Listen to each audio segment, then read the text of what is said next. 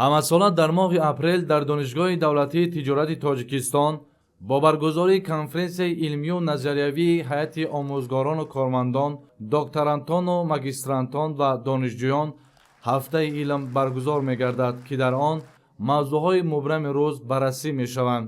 конференсияи имсола ба ҷашни муҳими миллии 35-солагии истиқлоли давлатӣ бахшида шуда, ҳамчун як платформаи муҳими миллӣ барои баррасии дастовардҳо ва дурнамои рушди илму маориф муҳим арзёбӣ мегардад.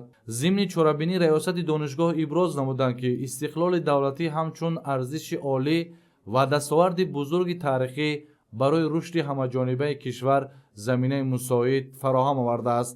дар ин замина саҳми ҷомеаи илмӣ бахусус омӯзгорону муҳаққиқони донишгоҳ дар таҳкими пояҳои давлатдорӣ ва тарбияи насли донишманду ватандӯст назаррас арзёбӣ шуд. дар шароити ҷаҳонишавӣ илм ва технология ба унсури асосии пешрафти ҷомеа табдил ёфта, донишгоҳ ҳамчун маркази муҳими илм ва маориф вазифадор аст, ки таҳқиқоти илмиро рушд дода мутахассисони рақобатпазир омода намояд. дар идомаи суханронӣ аз заминаҳои ҳуқуқӣ ва таъкидҳои пешвои миллат муҳтарам Эмомалӣ Раҳмон дар самти рушди илму маориф ёдовар шуда, дастгирии олимони ҷавон, рушди мактабҳои илмӣ, ҷалби донишҷӯён ба фаъолияти тадқиқотӣ ва ташаккули муҳити инноватсионӣ ҳамчун яке аз вазифаҳои муҳимтарин арзёбӣ гардид.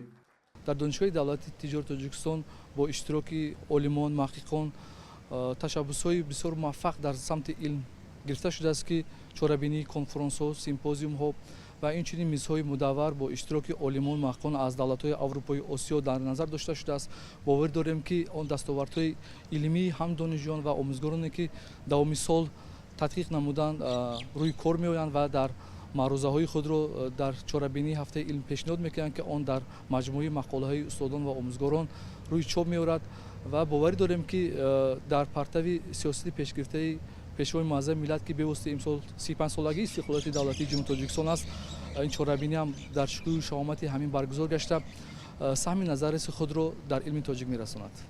тибқи барномаи ҳафтаи илм, ки аз 11 бахшҳо иборат аст, 167 мақолаи омӯзгорон ва олимон ва 294 маърузаи донишҷӯён ба нақша гирифта шудааст, ки дар умум 461 маърузаро фаро мегирад. конференсияи илмию назариявии ҳафтаи илм то 23 апрел идома хоҳад ёфт.